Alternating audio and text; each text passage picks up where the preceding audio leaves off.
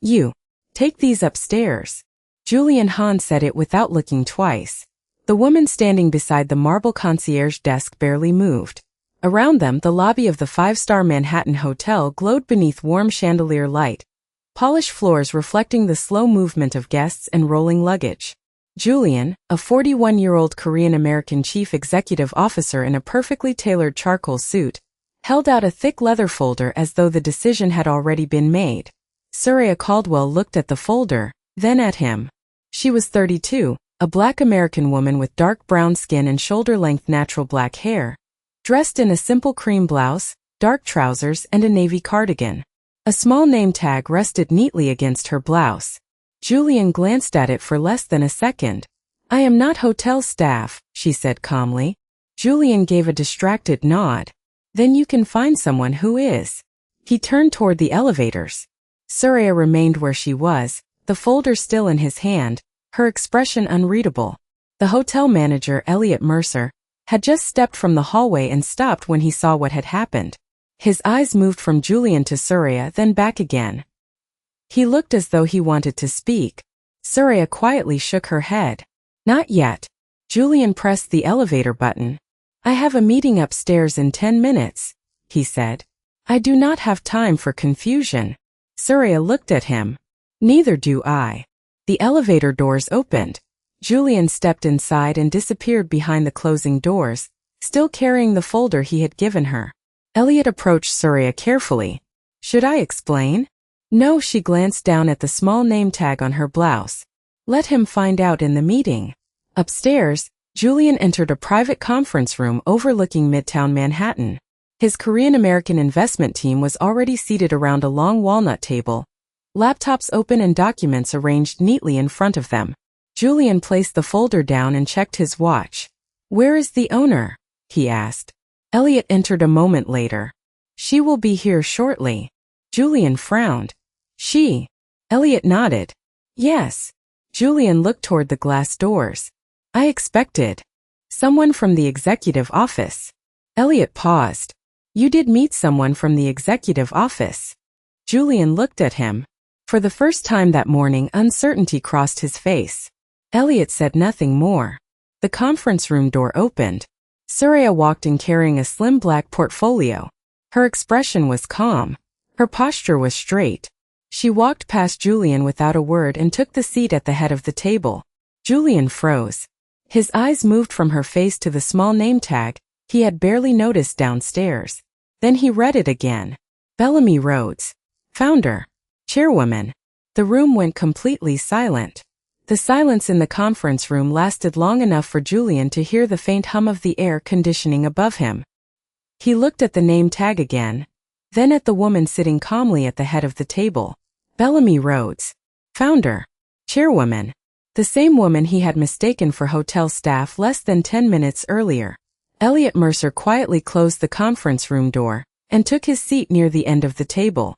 Bellamy opened her black portfolio as if nothing unusual had happened. "Good morning, everyone," she said. Her voice was calm and professional.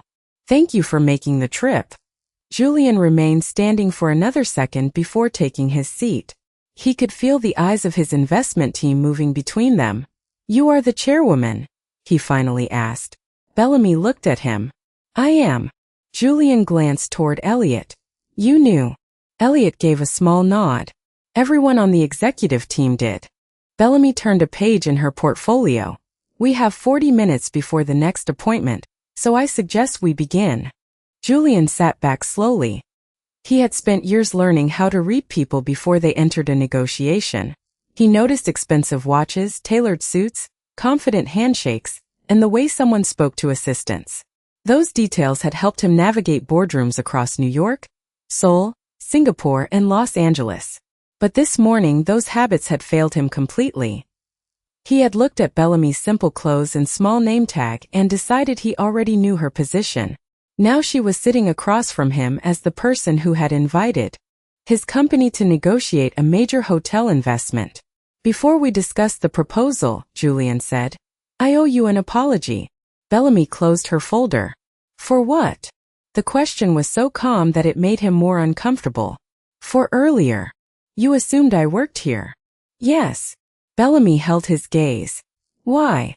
Julian paused. He could have said the clothes confused him. He could have blamed the name tag. He could have claimed he was distracted by the meeting. Instead, he answered honestly, I made an assumption before I asked. Bellamy nodded once. That is accurate. One of Julian's executives shifted in his chair, clearly uncomfortable with the situation. Bellamy did not seem interested in embarrassing Julian. She simply returned to the documents. Then let us focus on the reason you came. She turned the portfolio toward the group.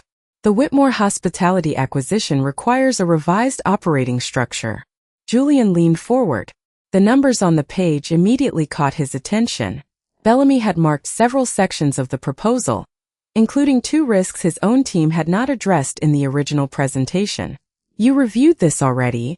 He asked. Twice. When? Before you arrived. Julian looked at the annotations again.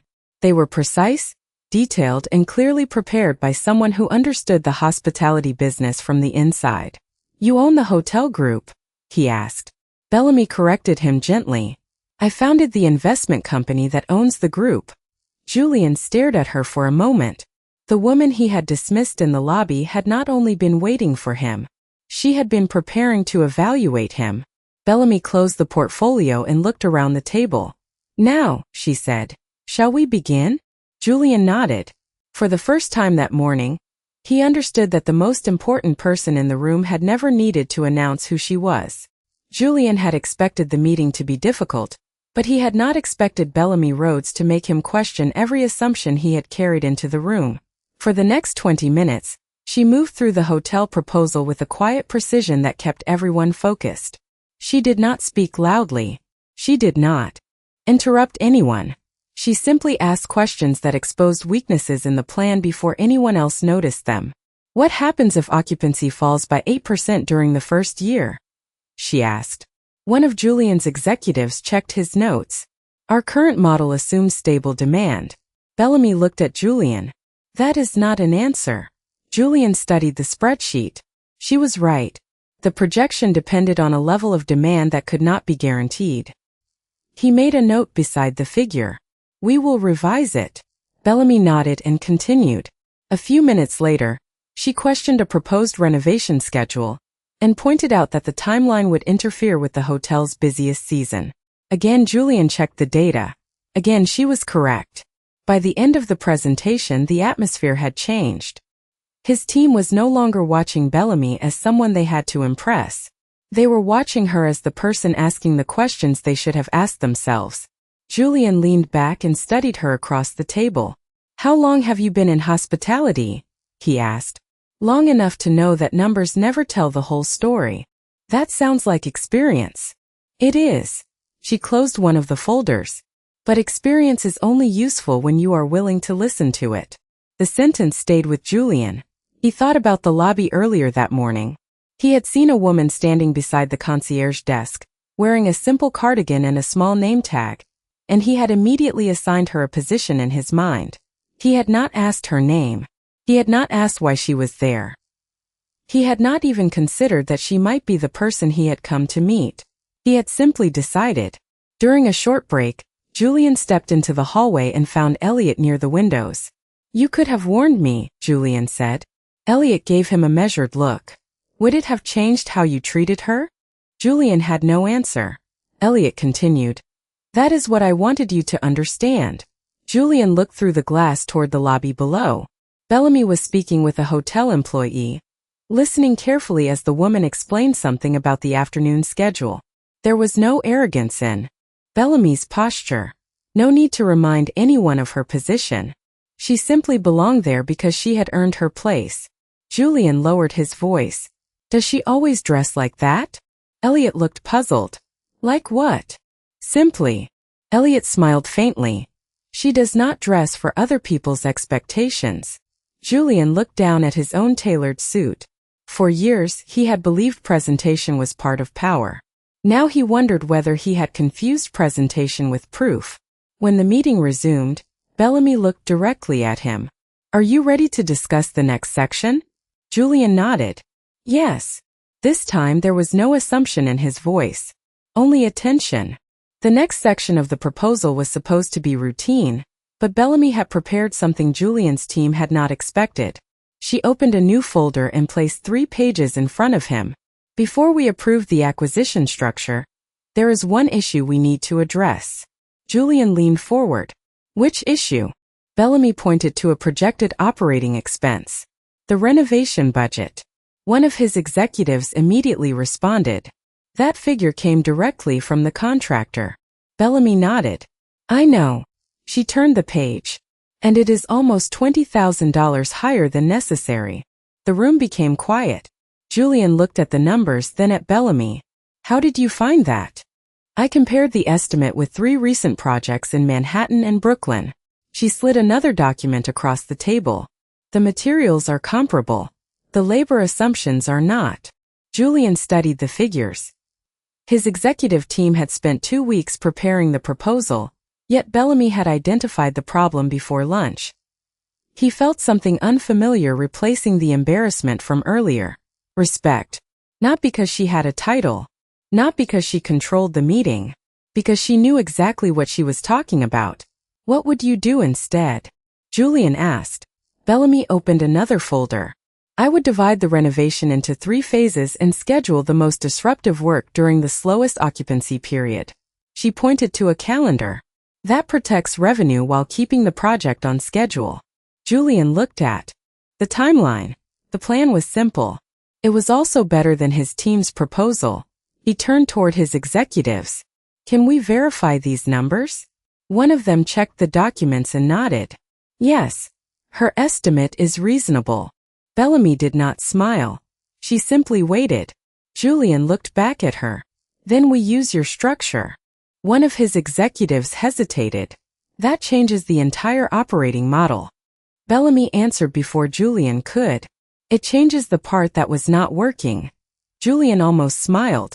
She had no interest in making him feel small. She was simply solving the problem in front of her. The meeting continued for another 20 minutes. Every time the conversation reached a difficult point, Bellamy brought it back to facts. By the time they finished, the original proposal had been revised in several important areas. Julian closed his notebook. You saw all of this before we arrived. I reviewed the material yesterday. Why did you not send your recommendations ahead of time? Bellamy looked at him for a moment. Because I wanted to see how your team approached the problem first. Julian understood the meaning immediately. She had not been testing their credentials. She had been testing their judgment. He remembered the lobby again, the folder he had handed her, the way he had barely looked at her face before deciding who she was. Now he realized something more uncomfortable. Bellamy had been observing him from the beginning, and unlike him, she had waited until she had enough information before forming an opinion. The meeting finally ended. Julian stood as everyone gathered their documents. Bellamy remained seated for a moment, reviewing her notes. He approached the table, then stopped at a respectful distance. You were right about the renovation plan, he said. Bellamy looked up. I know. For the first time that day, Julian laughed softly. I am beginning to understand why. Bellamy closed her folder. That is a good place to begin. By early afternoon, the conference room had emptied, but Julian still remained at the table, staring at the revised proposal. The numbers were better. The timeline was cleaner. The risks were easier to understand. Yet, the most important change had nothing to do with the investment plan. It was the way he now looked at the woman across the room. Bellamy was standing near the window, reviewing a message on her phone, completely unaware that Julian was watching her with a mixture of respect and discomfort. He had arrived that morning believing he could read everyone in the room. Now he was beginning to understand how little he had actually seen. You have worked with this hotel group before, Julian said. Bellamy looked up. Several times. How many years? 12. Julian paused. 12 years. She had spent more than a decade building experience in an industry he had assumed she was only visiting. You founded your investment company that long ago? Not exactly. I started smaller. She returned her attention to the message. The first office was one room above a neighborhood accounting firm. I had 2 employees and 1 client. Julian smiled faintly. And now I have more employees and more clients. Her answer was so understated that he almost laughed. She did not seem interested in listing achievements. Julian leaned back. Most people would mention the numbers. Bellamy looked at him. Most people ask because they want to be impressed. That sentence stayed with him. He thought about how often he had entered a room expecting people to prove themselves to him. He had done it with executives, investors, hotel managers, and employees. He had rarely considered what his assumptions might prevent him from seeing. A quiet knock came at the door. Elliot entered carrying 2 cups of coffee. He placed one beside Bellamy and one beside Julian. "You two are still working?" he asked. "Apparently," Bellamy said. Elliot smiled and left. Julian lifted his coffee but did not drink it. "Can I ask you something?" "You can ask.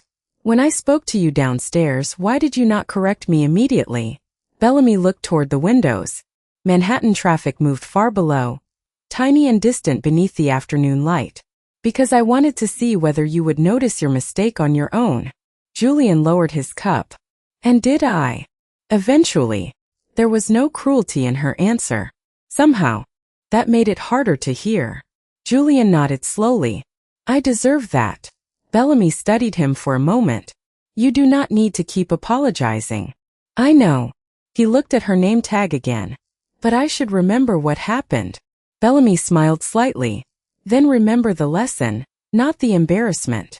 Julian looked down at the proposal. For years, he had believed leadership meant entering a room with certainty. Now he wondered if real leadership sometimes meant having enough humility to admit when certainty had been wrong. Outside, the city continued moving beneath the glass windows. Inside, something between them had changed. It was not friendship. It was not trust yet. But it was the beginning of respect, and for Julian, that beginning felt more significant than any deal he had signed that year. The meeting was over, but Julian could not bring himself to leave the hotel. The afternoon light had begun to fade behind the Manhattan skyline, turning the glass walls of the conference room pale gold. Bellamy remained at the table, organizing the revised documents into neat stacks. For several minutes, neither of them spoke. The quiet felt different from the silence that had filled the room earlier. That silence had belonged to embarrassment. This one belonged to reflection. Julian finally stood and walked toward the windows, keeping several feet between them. Below, taxis moved through the streets like small streams of light, their headlights appearing one after another as evening settled over the city. He looked down at his reflection in the glass. The tailored suit, the expensive watch, the confident posture. Everything looked exactly as it had that morning, but he did not feel exactly the same. "Bellamy," he said quietly. She looked up. "Yes." Julian hesitated. He had negotiated billion-dollar agreements without losing his words. Yet this conversation felt more difficult than any board meeting. "When I saw you downstairs, I thought I knew who you were." Bellamy waited. "I was wrong." She closed the folder in front of her. "You were." Julian nodded. "I keep thinking about why." Bellamy did not answer immediately. Instead, she looked toward the window. "People make quick judgments every day," she said. "Sometimes they are based on useful information. Sometimes they are based on what they have been taught to expect." Julian lowered his eyes. "And mine was the second." "Yes." Her answer was gentle but direct. Julian took a slow breath. "I am sorry." Bellamy looked at him. "I believe you." He seemed surprised. "You do. An apology means something when the person saying it understands what they are apologizing for." Julian looked back toward the city.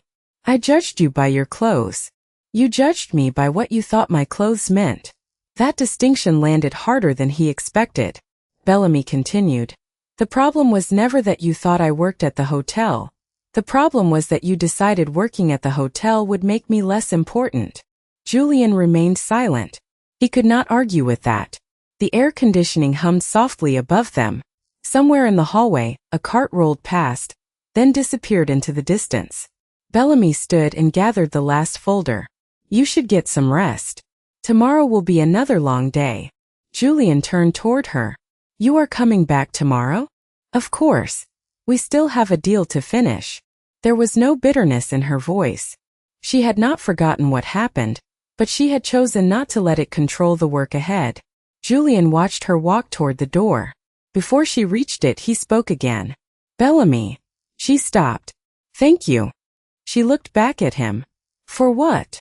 He glanced toward the name tag on her blouse. "For giving me the chance to learn something I should have understood already." Bellamy held his gaze for a moment, then gave a small nod. "Then make sure you remember it." The door closed softly behind her. Julian remained alone by the window, watching the city lights grow brighter as the sky became darker. For the first time in years, he wondered whether being powerful had taught him to listen less instead of more. The question stayed with him long after the room became completely quiet. The next morning, Julian arrived at the hotel 20 minutes earlier than usual, but Bellamy was already there. She stood near the lobby windows with a folder tucked beneath one arm, speaking with Elliot about the revised renovation schedule. Sunlight poured through the glass, touching the marble floor and the quiet rows of chairs near the entrance. Julian stopped for a moment. The same lobby looked different now. Or perhaps he was the one seeing it differently. "Good morning," he said. Bellamy turned. "Good morning, Julian." There was no hesitation in her voice, no reminder of yesterday. Julian appreciated that more than he could explain. They walked toward the conference room together, discussing the remaining sections of the agreement. For the first time, Julian noticed details he would have ignored before. Bellamy knew the names of the hotel employees they passed. She remembered which team was working the evening shift. She asked Elliot about a maintenance issue before they even reached the elevator. She was not simply an investor who visited properties and reviewed reports. She understood the people behind the numbers. Inside the conference room, Julian opened the final financial package. "There is something I want you to see," he said. He slid a document across the table. Bellamy read the first page, then looked up. "Where did you get this?" "Our research team found it last night." He turned another page. "It concerns the Riverside Hospitality portfolio." Bellamy studied the document more carefully. The portfolio had been struggling several years earlier, carrying expensive leases and inefficient operating agreements. "You worked on this?" Julian asked. "Yes. I thought you only advised them." Bellamy shook her head. "I led the restructuring." Julian looked at the figures. "You reduced their operating losses by almost 30%. Over 18 months. He stared at the report. "That was you." Bellamy nodded. Julian leaned back slowly. Suddenly several things made sense. Her questions about occupancy, her concern about renovation timing, her ability to identify unnecessary costs in minutes. She had not learned those lessons from a textbook. She had lived through them. Julian looked at her with genuine admiration. "Why did you never mention this?" Bellamy gave him a small smile. "You never asked." The answer was simple, but it carried the weight of everything that had happened. Julian remembered their first conversation downstairs. He had assumed her position without asking a single question. Now the pattern was impossible to ignore. The woman he had mistaken for hotel staff had spent years solving problems that executives like him often discuss from behind polished conference tables. "You realize," Julian said, "you are exactly the person this project needs." Bellamy closed the report. "That is why I agreed to meet with you." Julian smiled. "And I almost asked you to carry my folder." Bellamy raised an eyebrow. "You did ask." They both laughed quietly. The tension that had followed them since yesterday finally loosened. But Julian did not want the moment to erase what he had learned. He looked at her name tag once more. "Bellamy Rhodes," he said, almost to himself. "Founder and chairwoman." Bellamy looked at him. "Now you know." Julian nodded. "Yes. Now I know." And this time he meant more than her title. He was finally beginning to understand the person behind the name. The following afternoon, the final negotiation was scheduled in the hotel's private library, a quieter room with tall windows overlooking Manhattan and shelves filled with carefully arranged business books. Bellamy arrived first, carrying the revised agreement beneath her arm. Julian entered a few minutes later, but something about him was different. He was still dressed in the same polished style, still carried the confidence of a chief executive officer, yet he no longer walked into the room as though everyone else needed to prove their worth to him. He placed his documents on the table and looked directly at Bellamy. I made a decision, he said. Bellamy raised her eyes. About the agreement? About the partnership? He opened a folder and pushed it across the table. Bellamy read the first page carefully. Her expression changed slightly. You changed the structure. I did. Why? Julian sat across from her. Because the original arrangement treated your company like an outside advisor. He paused. That was not appropriate. Bellamy continued reading. Julian had proposed that her investment group become an equal strategic partner in the new hotel development, rather than simply a consultant. It gave her company a meaningful role in the decisions that would shape the property's future. Your board approved this? She asked. They questioned it. Bellamy looked up. And what did you tell them? Julian gave a quiet smile. I told them I had spent one morning making an assumption about someone I had not even met properly. I did not want to build a major business decision on the same mistake. Bellamy leaned back. For the first time she looked genuinely moved. That is a different answer. It should be. He looked toward the window for a moment. I used to think leadership meant being the person who had the answers first. He turned back to her. Now I think it may also mean recognizing who already has the better answer. Bellamy closed the folder. That sounds like progress. Julian laughed softly. I hope so. A comfortable silence settled between them. Outside, the city moved beneath the afternoon sunlight. But inside the library everything felt unusually still. Bellamy reached for the agreement again. There is one condition. Julian nodded. What is it? If we do this, the community investment component stays. She pointed to the section involving local training programs and small business partnerships. The hotel should create opportunities for people who live nearby. Julian reviewed the clause. It would reduce the immediate return slightly, but it could strengthen the property over time. He looked at Bellamy. Agreed. She studied him for a moment. Without another meeting? Without another meeting. A small smile appeared on her face. Julian noticed it and smiled back. Then his expression became serious. There is something else I should say. Bellamy waited. I am sorry for what happened in the lobby. She nodded. I know. Not because you turned out to be the chairwoman. Bellamy remained silent. Julian continued. I am sorry because you deserved respect before I knew your title. That sentence changed the room. Bellamy looked down at the small name tag still attached to her blouse. The same name tag he had barely noticed on the first morning. That, she said quietly, is the apology I was waiting for. Julian nodded. No celebration followed. No dramatic gesture was needed. The agreement simply remained between them, waiting to be signed.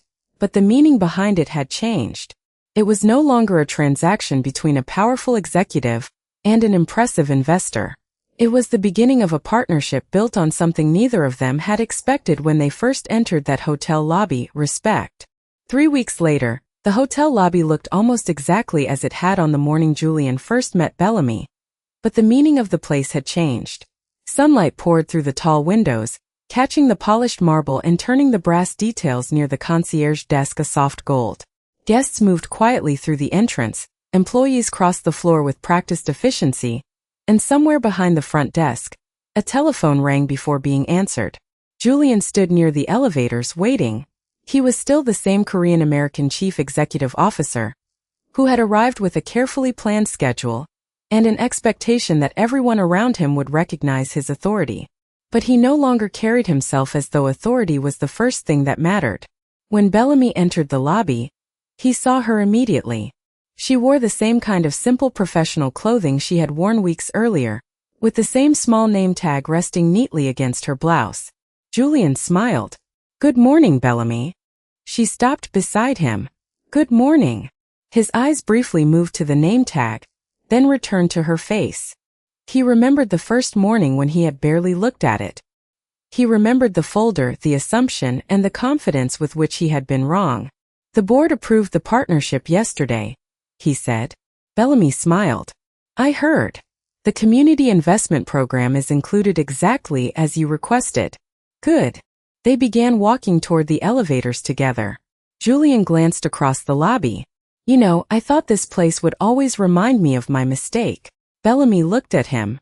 Does it? Not anymore. The elevator doors open, but neither stepped inside immediately. Julian looked at the concierge desk where he had first seen her.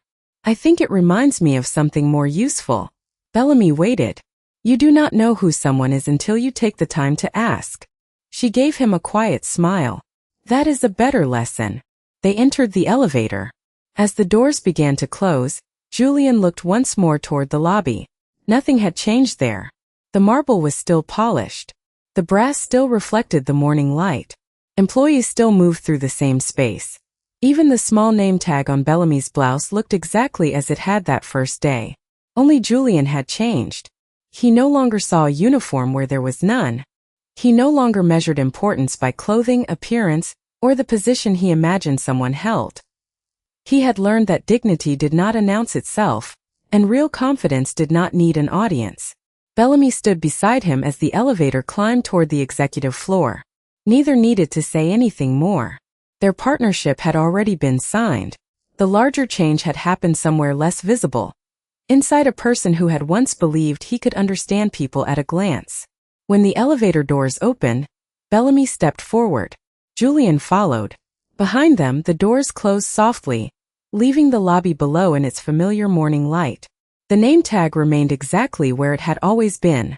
The difference was that Julian finally understood what it meant. Not because it carried a title powerful enough to command respect, but because the woman wearing it had never needed a title to deserve it.